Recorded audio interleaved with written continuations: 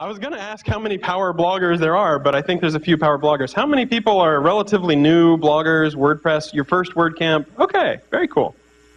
Okay, well, there's a good reason why you might care what I have to say, which is I'm the head of the web spam or anti-web spam team at Google. So 90% of the WordPress blogs that I see look like this. They didn't even change the default template.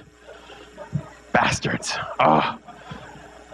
I'm hoping that a PG-13 R-rated talk is okay, because if Tim Ferriss can outsource his love life, it's okay if I'll show you guys a few slides here. So yeah, most of the spam that I see looks like this. WordPress is such a powerful tool that the spammers use it too, right? So I've seen a lot of really bad sites, but I've also seen a lot of really good sites. And I'm going to try to give you a few tips about things that might be helpful if you want to get crawled by Google. First off though, let me ask you, why do you blog? To be read? What do you get out of it? Tim was just talking. He says, I get access, right? I had never thought about that before. I made this list and I had to update this slide from the backstage. I was like, oh yeah, you want something out of blogging. Fame, attention, money. And then Tim was like, access. I get to meet like the head of the swim team. I was like, okay, I'll add that to the list. But not everybody wants something from blogging. Some people are just doing it for fun. And if you're doing it for fun, power to you, right? I mean, I fully support your ability to post cat pictures. Huh? Anybody post it? Yeah! Rock on, right? I do it, okay? This is Emmy. This is my cat, Emmy. This picture is what led me to adopt Emmy, because she's so cute. Ever since she was a kitten, she's wanted to just lie on things. She was crumpy this morning when I got up. I didn't as soon as I get dressed, she's ready to be perched like a koala bear on my shoulder. So all she wants to do is just lie on, oh, look at her. So it's okay to cat blog. In fact, we got 2 cats, and they both like to just, half this presentation was written with a cat sort of perched on me, and I'm trying to make the stuff. So if you are a cat blogger, or you like to post poems, or you just like to keep up with your family, congratulations. You're happy. You've won. Life is good. You don't need me. You don't need advice from anybody. Whatever you want to do, you're doing it. But most people want something from their blog. The #1 request that I hear is, I want to do better in Google. So if you're a cat blogger, if you just post poems, power to you. But the rest of this talk will talk a little bit about how to do better in Google. Now, the wonderful thing is, you have all made a fantastic choice.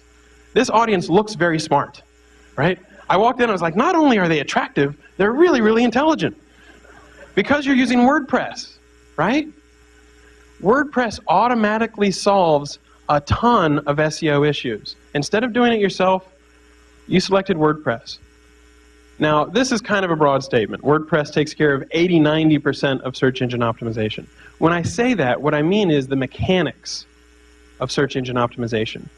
And by that, we talk about how crawlable a website is. You would be amazed at how many sites throw up a big old glob of Flash, right? Or block a page with robots.txt so we can't even crawl it. So by using WordPress, you've already taken the first big step. WordPress is a fantastic piece of software. But there's a few things that you can do to optimize it. So I noticed the person asked Tim, hey, what plugins do you use? So I threw this screenshot in. These are the plugins I use, and this is literally all the plugins that I use. That's how good WordPress is. You don't need to modify it that much. Akismet, already built in. Cookies for comments, shout out to Doncha in Ireland. He does an amazing job of preventing spam. Basically, it sets a cookie, and then when the spammer posts, if they don't have that cookie, you're like, yeah, dude, you're a bot. All you did was just post directly. So I hesitate to tell people about this because it's so useful that if everybody starts using it, the spammers will adapt. But you guys are cool, so cookies for comments, highly recommended. Is Mark in the, yes. Enforce www. Oh, so good. You don't even need to worry about it. All this thing does is it says, look at my preference. Do I prefer www.google.com or non-www.google.com, whatever your domain is, and it does a redirect so that you don't have to worry about having your domain split between example.com and www.example.com. So this sort of stuff is fantastic. FeedBurner I like to use, and WordPress Supercache is a great plugin. So the beauty of WordPress is that you don't need to do a lot of stuff. But before we talk about how you can rank higher in Google, we need to learn a little bit about how Google works. And it's not that complicated. We crawl roughly in order of PageRank. That means the more PageRank you have, the faster you're likely to be found, the deeper we'll crawl on your site, the more often we'll visit your pages to see if they've been refreshed. Okay, cool, PageRank, magic green juice. How do I get more PageRank? First, what is PageRank? Anybody want to tell me? It is named for Larry Page. Larry Page and Sergey Brin, the two co-founders of Google. What is PageRank? Okay, it's not that secret of sauce. It's not green fairy dust. Let's just walk through a very simple eigenvector. It's really simplicity itself. So, singular value decomposition. Let's just go ahead and... Wait, you didn't show up at 10 a.m. on a Saturday morning to talk math? No? Okay, all right. PageRank at a 50,000-foot view is this. It's the number of people that link to you and how important those links are. So, one of my favorite examples, suppose you have a buddy from college, right? And you have a blog and he has a blog. Suppose you've got 10 comments, or 10 links pointing to your blog, and your buddy has 20 links pointing to his. Who has more PageRank? Well, he's got 20 links, you've only got 10. But what if your 10 links are the New York Times, the LA Times, Reader's Digest, CNN.com, and his 20 links are all his buddies from college, right? So PageRank is not just getting as many links as you can, please give me more links, I have to have more links. No, it's also how important they are. So having high quality content can really make a big difference. I promise I won't get more technical than this. It looks a little complicated, I'll walk through it very quickly, but it's not as bad as it looks. Look at this page right here. These are links coming into one page. PageRank is at a page level, and these are outlinks. So imagine this is your blog. If you've got a bunch of links pointing into your blog, and your blog homepage has a PageRank of 9, let's just say 9 in an abstract sense, and you've got 3 outlinks, you more or less divide that 9 by 3, and the 3 goes out on each of the outlinks. That's the basic idea behind PageRank. If you look at the top one, this guy's got a PageRank of 100. He's got a lot of PageRank. And he's got 2 outlinks. So each of those 2 outlinks, you take 100, you divide by 2, because you've got 2 outlinks, and 50 goes to each one of those. That's literally the idea behind PageRank. It's that simple. Now, in practice, if it really worked this way and you had a loop, PageRank would just keep cycling around forever and ever and ever, and mathematically speaking, the world would blow up. You don't want the world to blow up. So there's a little bit of an additional thing, which is that PageRank kind of evaporates. A little bit of it decays every time it goes across a link. But that's literally the idea behind PageRank. It's the number of links you get pointing to you and how important those links are. Now, I always worry when I talk about PageRank because a lot of people, as soon as they hear about backlinks, they're like, I need backlinks. I need a lot of backlinks. I need thousands of backlinks from thousands of places. And so this is literally a phrase that I found on the web. This person suffers what I call BO. You do not want to suffer from BO. That's backlink obsession. Okay? This guy is saying, I have 297 links with a PR7, da-da-da-da. This guy's only got 59 links with a PR6, da-da-da-da. And he ranks higher, and it's not fair, and the all-in anchor query, and don't get down to this level of detail. Think about it at a very high level. You want to have people know about you. You want those people to be reputable. So search engine optimization you can spend an infinite amount of time learning about. But here's the 50,000-foot view. There's a tension between relevance and being reputable. Right? So Matt Mullenweg, right? He's got a pretty reputable blog. It's pretty well known. He's got good PageRank. He beats me. Urgh. I hate that. He's like the #1 Matt. I'm like the #8 Matt or something. You think, can't you tweak it so you're #1? No, we can't tweak it so we're #1. Ugh. Okay, so he's the #1 Matt. He's got a ton of PageRank. Suppose you're searching for a random thing like a medical condition, attention deficit disorder. If Matt Mullenweg just mentions the phrase attention deficit disorder, and he's saying it, just in passing, like a joke, Like, yeah, I organized this conference, but, I didn't spend a lot of time on it. I've got attention deficit disorder, but, it'll be cool. We'll have a good time. That's reputable. His blog is reputable, but it's not that relevant. So another way to think about relevance is what you say on your page, and reputable is what people say about you, how they link to you. So you want to be both. You want to be on topic, and you also want to be reputable. So you don't want to just return pages that barely mention something in passing. So let's talk, let's move to the middle chunk of this, which is, how do I be relevant? How do I be reputable? Relevance is, again, stuff on your page, what you write, including the mechanics of how you write. Tim pretty much nailed this. If you do not love something, don't write about it. Life's too short. Google Wave launched a couple days ago, and there was like this huge thing on TechMeme. Everybody's talking about this new Google Wave thing. And there are so many articles I saw where the guy was like, will Google Wave take over the world? I don't know. Here's the press release. Right? Like literally 2 sentences, and then he copies like 4 paragraphs from the press release. No one wants to read that. It's boring. You have to have something that you care about. You have to have something, whether it's cats, whether it's Linux, whether it's open government, whether it's transparency, whether it's Google, whether it's search. You have to talk about something that you care about. If you're not doing that, you're not going to be doing as good a job. And so one of the pieces that advice that I give is try to write often. And if you write often, if you write every day, if it's something you really care about, you're going to get a lot of practice writing, and you're going to write good stuff. Okay. Keywords.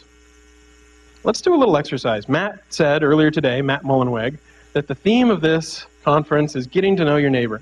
So we're going to do a little exercise where you get to know your neighbor.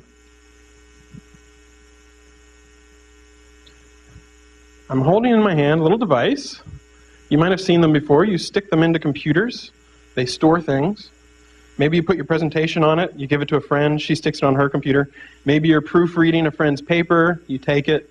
Maybe you put pictures on it. Maybe your mom sends you one. You've all seen these, right? This is not alien technology.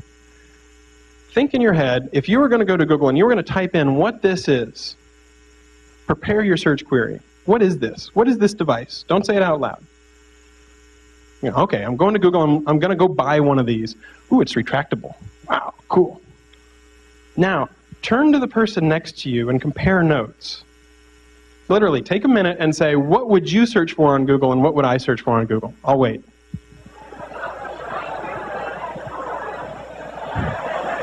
There's some people on the edge who are like, I didn't see it. I didn't see it. Okay, okay. Cool, cool. Now you've gotten to know your neighbor a little bit. So let's hear, what did you type into Google to find this? Flash drive? USB drive? Thumb drive? What else? What have I not said? Retractable, right? So you think, oh yeah, this is a USB drive. Your neighbor thinks, no, no, no, this is a thumb drive. And the person on your right thinks, no, no, it's a flash drive. And somebody might not even use the word drive, right? So the takeaway is, if you were a blogger, think about all the different ways that someone can describe something. Think about all the different ways that you can naturally fit that into your post. Now, I'm not talking about saying, would you like to buy a thumb drive? If thumb drives are you, then you would like to get a thumb drive which is really good. Right, we'll see an example of that later on in the talk. Instead, think about ways to naturally put that into your post. Hey, buy a flash drive. I was using this one thumb drive which is really cool. It works via USB. Right? I've used most of my major keywords in a couple sentences and it still sounds natural. You don't have to stuff it. You don't have to be really unnatural. There's another thing, which is jargon mismatch, right? A lot of the times if you're in a particular industry, you're thinking about, what are the words people are going to use, and you don't think about what a regular user is going to say. So if, for example, earlier today, or earlier this week, we were doing a site review, and we were giving SEO advice to people who had sites. And this was a site, this is pretty cool. This is the University of California at San Francisco, and they have a site about HIV. Okay? Now, what is this? Oh my God, this is the home page. You land on the home page and you're like, Recommendations for use of antiretroviral drugs in pregnant HIV-infected women for maternal health and interventions to reduce perinatal HIV transmission in the United States. What is that? I don't even know. Okay? Is this a technically good paper? Probably. I have no idea what the hell it's about, right? It's an editor's pick. Someone has selected this paper. It's important for some reason. This one's about swine flu. Is there something I need to know about swine flu and they're not telling me? I don't know how to translate it into regular English, right? Translate it into regular English. For example, I've seen the queries that people type. This is the sort of stuff that people type, right?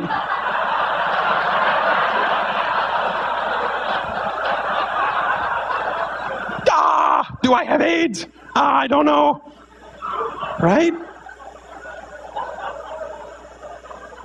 So think about that. Think about, okay, what are the things that you can do to type that will be normal? Now, the interesting thing is this site had a section called Basics. And if you clicked on Basics, these were the things you saw. I just tested positive. Now what? That should have been the front page, right? It's obvious to us, but sometimes your own site can be like that. And you're like, oh yeah, I've got great content. Yeah, this is fantastic stuff. But a regular person is like, what the hell are you typing, dude? I don't even understand this. Is it English? I think it's English. So you'd be amazed how much help you can get just from feedback, just from asking your friends or a regular person to sort of look at this and say, okay, cool. Now there's another tool that you can use. And in fact, Tim mentioned it. Thanks for stealing my thunder, dude. Cool. But it's pretty nice. It's called the Google Keyword Tool, AdWords tool. If you search on Google for keyword tool, it's #1. Not because we hard-coded it. We don't do that. It just ranks that way. A lot of people link to it. So I was doing this site review, and there was a site, iCarKits.com, and they sell iPod car conversion kits, which is pretty cool. Their main trophy phrase, if you looked in their title, was iPod car. I went to the Google Keyword Tool, I typed in iPod car, and I said, show me keywords related to iPod car. Have you guys ever heard of this iTrip thing? It's a transmitter, an FM transmitter, right? So it's more like a $30 thing. It's not the $400 thing that they sell. But their trophy phrase showed up 550,000 times a month. People search for iTrip 246,000 times a month. So here's this keyword right here where people are looking for information about iPods and cars, and you're ignoring them. I did site : iCarKits.com, iTrip. They didn't have the word on a single page on their site anywhere. If you don't have the word on your site, it's very hard for search engines to return that site. Sometimes we can. You can type in automobile and we can return if your page has the word car. We can do that a little bit, but if you don't have the word iTrip anywhere on your site, you're probably not going to rank for the query iTrip. Now it turns out, these guys actually had content about the iTrip. They have an iTrip trade-in program. So you send in your $30 iTrip and you get like 10% off on the $100 kit. So in the middle of the site review, the guy edited his page, and by the end of the site review panel, he had iTrip right there on the front page. So he's starting to get more traffic already. So think about the niches, the keywords that you're targeting, and put them on the page. Okay, I don't want to get too technical. Well, how technical do people want to get? Okay, cool. Me, I get a little bored. My eyes are glazed over, but okay. Here's one thing that I recommend. I like to do a custom structure on my URLs, %postname. You know, if your blog has p = 123, you're missing out on an opportunity, which is Google looks at a lot of different things. We look at over 200 things. PageRank is just one of them whenever we rank things. Other things we use, things in the title, things in the URL, even, you know, things that are like really highlighted, like H1 tags and stuff like that. So if your blog has p = 123, you are massively missing out on opportunity to put a few keywords, not keyword stuffing, just a few keywords in your URL. So mattcutts.com/blog/sample post. It works pretty well. If you want to throw in the date, feel free, but make sure that you put the title and the keywords that are in your URL in some way. Now here's a power tip. Notice something interesting. I did a post where I completely, for a while at least, dominated the keywords, how to change your default printer in Firefox on Linux. I know, I was #1. It was awesome. That niche was mine. How did I do it? Well, I made a good descriptive title, Changing the Default Printer on Linux in Firefox. Notice that I changed the URL as well. So in the title I've got changing, in the URL I have change, right? Because sometimes users type changing printer and sometimes they type change. Now this is not spam. I'm not throwing in a ton of irrelevant keywords. I'm not even throwing in a lot of keywords. I'm just throwing in 1 or 2 variants that people might type. No one's going to look at this post and say, oh my God, the title is a little different than the URL. Oh my God, he took out ing. Throw him in the clink. That's not the way it works. But just by doing some simple things like having title and URL and viewing them as separate opportunities to put a few keywords in, now you can rank for both changing and change. Relatively simple, but a lot of people don't think about that level of detail. So if you're doing a post, it's worth doing the post and then going to the Google's keyword tool, think about the words you want to rank for, type those words in, make sure those words are in your post. This is a little bit of a in detail, but you can also have your categories be good keywords. Don't just make your categories cool stuff. My categories are like Linux, search, SEO. So if somebody has those categories, they're like, oh, okay, now I don't have to include the word search on every single post. It's in my category. If you're going to put keywords in your URL, like I showed, it's better to do dashes, right? So my dash keywords. Underscores can work, dashes are a little bit better, but no spaces is pretty bad, right? Has anybody seen the site expertsexchange.com, right? Some people like it, some people don't. If Experts Exchange were all one word, you know it can be Experts Exchange, right? You don't want to rank for Experts Exchange, right? And if it's all one word, some people are like, I read it a different way. So put some dashes in there, and then you can have separators. Search engines do look at dashes. They do look at separators like that. Now, if you use underscores or if you don't use spaces up until now, should you go back and change every single thing on your previous posts? Should you rename them and change all those old URLs to add dashes? No! Why? Because of Ferris's law. Don't do things if they're not fun, right? Search engines do a relatively good job at doing separators, but spend your time on making better content. Don't worry as much about small things like that. It's just something to be aware of going forward in the future. And finally, talking about relevance, we're talking about on-page stuff. Don't overdo it, right? This was a site that put itself up for review earlier this week. Can you guess what it's about? It's about furniture. It's a lot about furniture. In fact, if you notice, this first paragraph is all one sentence. Oh, yeah. Let me just read the last half of that paragraph.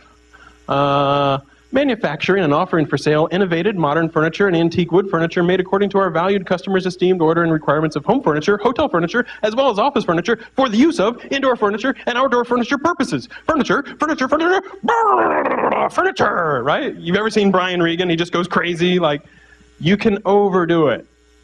Google doesn't say, oh my God, he included the word furniture 400 times in the post. It must be really, really relevant. It's got to be 400 times better than that other post that only mentioned furniture once. That's not the way it works. After you mention furniture once, 2, 3 times, we know you've got furniture on the mind. It's okay. You don't have to say furniture as every third word. You don't need to bold it, right? Right?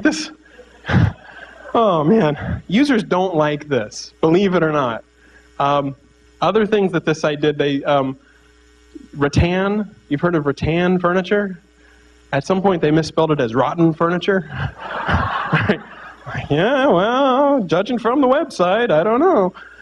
So you don't need to do this. You can mention furniture 2 or 3 times, and that's enough. You don't have to go overboard on it.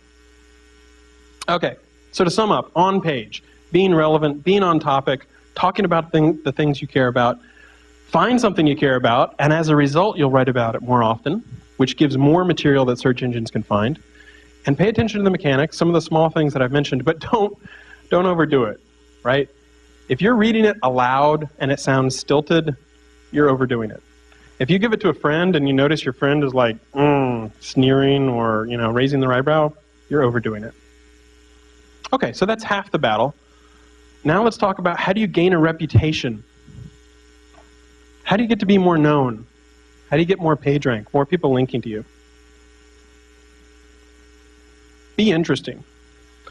Anybody ever heard of fake Steve Jobs? Has anybody bought the book? It's pretty good. I was like, this one note gimmick cannot last for an entire book. It can. It's a lot of fun. I love this. He's like, I fired that idiot Jerry Yang. I'm like, whoa. This guy's, he's pretty mean, right? Now, it turns out this was actually Dan Lyons. He's got a pretty sweet gig at Newsweek now. So he did pretty well. Earlier this week, someone started a fake blog for Carol Bartz, who's the CEO of Yahoo. The first post, I was on the floor laughing so hard, I instantly added it to my Google Reader. I want to see what else they have to say, right? So being interesting is really important. If you're the guy who's phoning it in, you're like, oh, I want to rank on Tech Meme, or I want to write about celebrity news, so I'm going to talk about John Mayer and Jennifer Aniston for the 88,000th time, and I'm not going to add anything new to it, no new insight. Don't bother writing it. You want to be interesting. And again, it helps the more you write. You get practice, you get into the habit. This is a blog by Sergey Brin, who's one of the co-founders of Google. Did you know that Sergey had a blog? He does. He's written 2 posts. I've never asked Sergey about the blog. On one hand, it's cool. He's written 2 posts. On the other hand, his last post was September of 2008, right? People are not going to Sergey Brin's blog every day saying, I wonder if Sergey wrote something new. Yeah. But if Sergey's posting every day, or if Sergey's posting every week, people will come and check. They will come and say, oh, what's new with Sergey? So you have to update often. Now, this, I have to admit, is my favorite slide in the entire talk, because I'm going to tell you the real, true, deep secret of blogging, and that is Katamari. Has anybody played Katamari?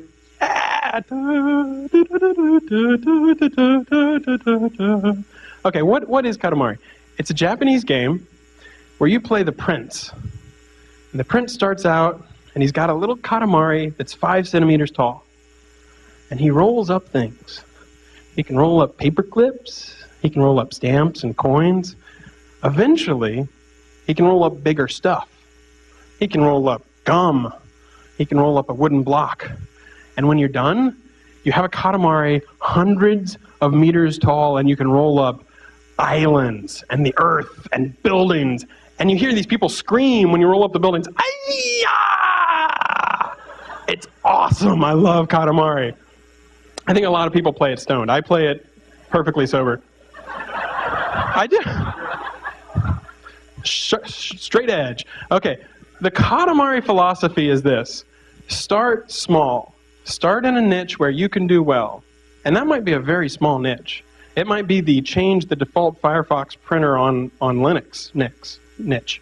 But then build up, build up, build up. Don't overreach. When you're the prince and you're rolling up in Katamari, you can't roll up a skyscraper the first thing. You have to get there gradually. If somebody tells you there's a shortcut where you can be the #1 gadget blogger in 3 days, and you can beat Engadget and Gizmodo, laugh in their face and send them packing. Because it doesn't work that way. But one thing you learn in Katamari is you're always reaching. You're always trying to roll up bigger and bigger things. So if you want to be the world's best gadget blogger, start out with a smaller niche. Start out with a niche like, okay, I am going to write about a particular type of phone. You know, Google Android or Crackberry or the Palm Pre. And then you can imagine embiggening, to quote The Simpsons, embiggening that niche, right? You're writing about more and more important things and bigger niches. And eventually, over time, people get to know you, and you're writing about important things, and people are sending you links, and they're sending you things to review, and life is good. The Katamari philosophy works very, very well. Okay. What else about gaining reputation? Oh yeah, this is the only slide where I have like cool dissolves and stuff. There are so many other ways you can get links. You can provide a useful service. There's a law professor. His name is Eric Goldman, and he's a blogger. You guys heard of the bloggers? They're law bloggers, right? Yeah, law bloggers. I like it. He writes posts about how people have AdWords trademark policy. And not everybody cares about that. But he's got his niche, and it's really, really useful, really, really insightful, because he's a law professor. He knows things that regular people do not know. So you can provide a really useful service, things like a newsletter. Original research or reporting is huge.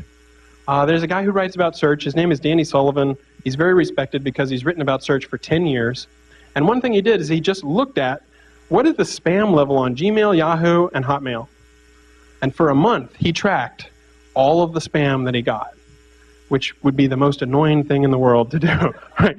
There's another 400 spams, day 2, here's another 800 spams. But he tracked it. And at the end, at 30 days, he was able to say which service had less spam.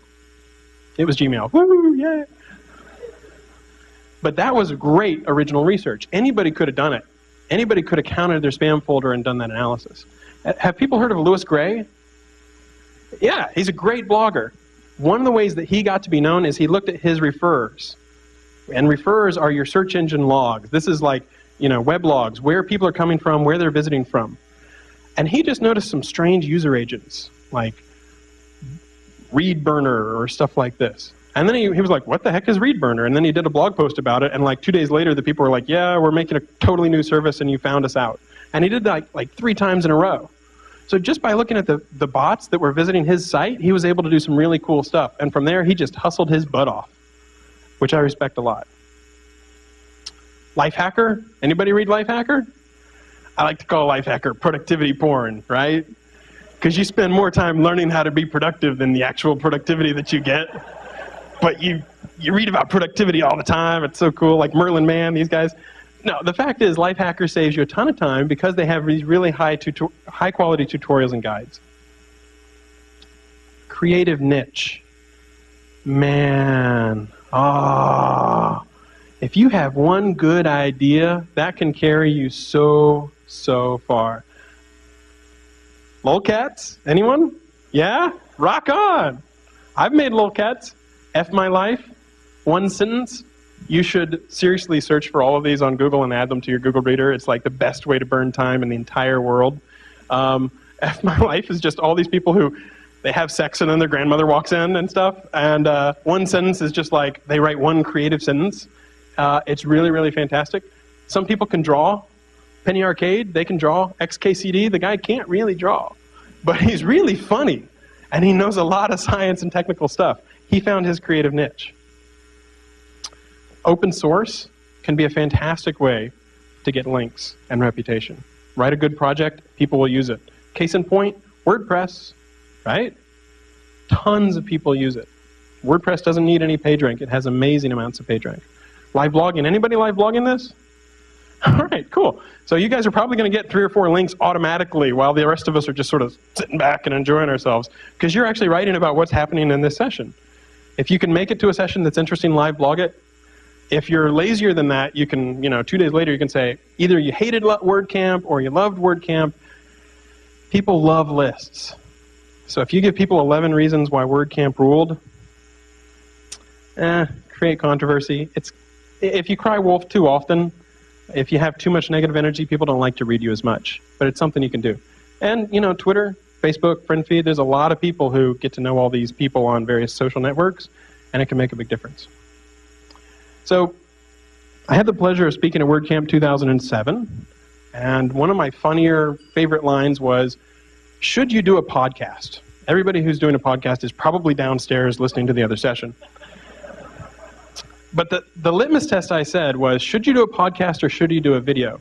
Well, put your picture up on Hot or Not, and if you're a 6 or higher, then you should do a video. If you're a 5 or below, you should do a podcast, right? I already said this is a very attractive audience. So you guys should all do video.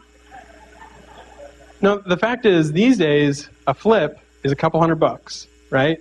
And you can make a video in 2 minutes, and it can be any kind of creative you want. Podcasts are fantastic. I would really recommend making videos these days because it's not that much harder to make a video than it is to make a podcast. And a lot of people just really enjoy watching this sort of stuff. This one got, 15,000 views in like a day, and we literally threw it up, and this was one tweet. I was like, hey, here's a video. We haven't even posted on the blog about this. It's really easy to do video, and it can drive a lot of attention to your site. And in fact, videos tend to rank relatively well on Google. Okay, I'll whiz through this part. I do not want to sell you guys on anything. I use WordPress rather than Blogger, so I'm not going to say Google is the top, always use Google, go for Google. But there are a few tools that you should know about. I'll show screenshots of the first three. Google Website Optimizer. So you've already heard about the idea of A/B testing. If you're really that into power blogging, you might want to try different templates and see if certain ones have better return on investment, if certain ones give you more conversion. And there's something that lets you do A/B testing. You can get a free site search. And here's a tip that very few people know that use AdSense. You can use these two tags to mark out the meat of your blog post. And then AdSense will target the meat of your blog post. And it won't target all the frilly stuff, the boilerplate, the archives, all that kind of stuff. So if you use AdSense, I highly recommend that you add these tags around your post because your ads will get more targeted, people will click on them more, and you'll probably make more money. Okay, so let me show you a few quick screenshots. I did a post on my blog that a lot of people ended up reading called Free Links, How to Get Free Links, which everybody, would like free links. The trick was we have something at google.com/webmasters that will show you the 404s on your site and who linked to them. So for example, the link in purple, IE7/promo page with a parenthesis, you see right here? Jeremy Zawadny, who was a blogger at Yahoo and now he's at Craigslist, linked to my blog, and the link was broken. Jeremy's got a lot of page rank. It might be worth dropping Jeremy an email and saying, hey, you want to take that parenthesis off? And now you've got a free link from Jeremy Zawadny because he'd already linked to you. He just linked to a 404. So this is a completely free service. You can use it and find out about all kinds of people who are linking to sites or pages on your site that don't really exist. One more quick thing about google.com/webmasters. We'll give you all kinds of crawl stats. So for example, this is how much time Google spent downloading pages on your site. You can see it took a huge drop down. That's because I changed my theme, and it does better CSS handling. So you can see the amount of changes, the amount of pages being downloaded. All this stuff is free. It can be pretty handy and help you diagnose issues. And Google also lets you set whether you want to have www.mattcutts.com or mattcutts.com, which is kind of handy. Here's a quick tip. Anybody use Google Analytics? Oh, I love you guys. Okay. Here's something you might not know about Google Analytics. You can click in settings and top landing pages, and this will tell you which blog posts get the most visitors. This one about hacking your iPhone, anybody want to guess when I wrote that? 2007. I wrote this blog post in 2007, and it's the number 6 page on my site. What does that tell me? Maybe I should go back and update that post because everything in it is probably wrong. Or maybe I should write a new post. Here's another one. One of my top 10 posts is 3 solid Gmail productivity tips. It was a total throwaway. I was like, oh, people don't know this, so I'll throw it up. They love it. Maybe I should write 5 more Gmail productivity tips, right? So when you're sitting at a blank screen and you're thinking, I really should blog something today. I haven't blogged in 2 weeks. You can get some good ideas about what to blog just from looking at where people are already going on your page. What about bounces? Yes. So bounces tell you how often people land on your page and then leave, right? If people come from Dig, they come on your page and then they leave. So if you try to reduce the amount of bounces, that can mean more people on your site, which can mean more ads, it can mean more revenue, it can mean more clicks, all that sort of stuff. A very simple trick, which I haven't done on my newest template, is show related posts, right? Someone has just finished reading your blog. It was a great article. They have a warm, happy feeling towards you. What do now? They leave. Why? Because you didn't give them anything else to do. Show them related blog posts to this one blog post, and they liked it enough to read down to the bottom, they might click and read some more. So that's the simplest way in the world to reduce the number of bounces, which leads to more people on your site for longer periods of time. FeedBurner is kind of nice. You can tell where people are coming from, how many, blogs, how many visitors and stuff you're getting. Got about 5 minutes left, so let me just finish with some things that you should probably not do. This is an email that I got September 2008. You can see it's be a lazy Google millionaire. Here I've been working at Google for 9 years and I could have just filled out forms and collected my cash. If only I'd known, right? If something looks too good to be true, it probably is. Has anybody heard of this Google Money Tree thing? Consumer Reports just wrote about them. The Better Business Bureau got 478 complaints about them, and the last 460 hadn't even been responded to. So learn how to make $107,000, $389 in 6 months filling out forms and doing searches on Google and Yahoo. I call bullshit. This stuff is not endorsed by Google. It's incredibly spammy. What tends to happen is you pay $3.88 for access to something, and you're secretly enrolled in a program where every month you're billed $72 until you opt out. That's what's usually going on with these money tree systems. So you see these things, people are like, oh, make tons of money, you can't help but make money, you're too stupid to tie your shoes and you'll make $107,000. People still fall for it, just because it has Google in it or it has Google on a potted plant. Oh, well, it's got to be from Google. No, it's not from Google. Don't do this sort of stuff. One thing I love about WordPress is Matt and Automatic in the terms of service for WordPress.com specifically say don't spam, right? Don't do things like paid posts. It pisses off your users. It tends to get caught pretty quickly. And right there in the terms of service, don't do things, third-party sites that would boost the search engine rankings, that sort of stuff. Enough said. The one plea that I would make, the one ask that I would have is please keep your WordPress updated. And we've just barely got enough time to show an example of that. The American Nazi Party. Is anyone in here pro-Nazi? Any big fans of the Nazis in here? I didn't think so. I tend not to be a big Nazi fan myself. So I thought it was really funny. This is hilarious, by the way. Evidently for Nazis, putting a bunch of 8s in your comments is like way cool. You're like, oh, you're a much better Nazi than me. You have 8s in your comments, right? But I thought it was hilarious because if you go down to the bottom of the Nazi Party archive, oh no, Meridia, Hoodia, Cheap Cialis, Fremont, Cialis for women. I didn't even know they had Cialis for women. Oh man. And so you have this dilemma. Who do you hate more, the Nazis or the hackers who have hacked the Nazis' website? I don't know. It's an issue. But, it happens, and the best thing you can do to try to avoid it is make sure that you have done good security yourself. So in particular, there's this really cool site called Save the Internet, and they fight for net neutrality and all this sort of stuff. But earlier this week, if you went to blog/wp-content/upload/authors/pletl, you can buy Viagra from this Canadian pharmacy. And it's got to be trustworthy. It's the #1 internet drugstore. Urgh. It's very simple. WordPress has gotten much, much better about security. There's automatic updates. All you have to do is take advantage of them. And if you're a superpower user and everything you've heard up until now has been completely boring, you're like, oh, ha, ha, ha, I know that. Here's one power tip. Add an htaccess to your WP admin. What this says is, and these are fake IP addresses. Last time people were like, dude, you included your home IP address. I'm like, my address is not 123.45.67.89. It's okay, I'm not revealing my home address. But what this says is only these 2 IP addresses are allowed to reach your WP admin. So when the hackers come in and they're trying to use some brand new zero-day exploit, they can't get to your blog to hack it. If you search for like protect WP admin or htaccess, and I'll put this up on my blog as well, so you don't have to like frantically write it down. It's a fantastic thing to just say, yeah, you know what, only I can get to my blog.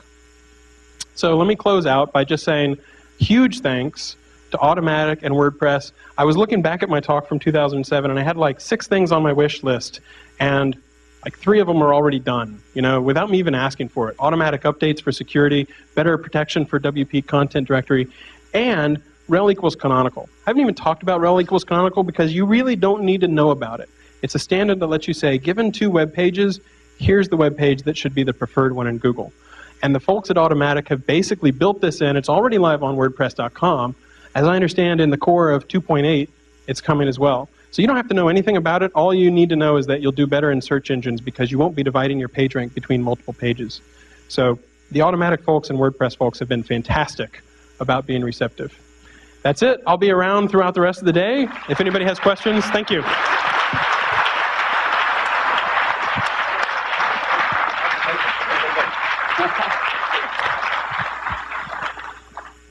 So he said I was the #1 mat on Google, right? I searched. I am right now the #3 mat on Google. I know. There is a dancing fellow. You know this guy? He does this thing. He's kicking my butt. So what you say? Not more links, but high quality links. Well, we have all these high quality bloggers here. If you link to ma.tt with the anchor text mats, maybe I can get back up. But I can't dance. So I'm matching my voice. So without further ado, welcome to WordCamp. San Francisco 2009.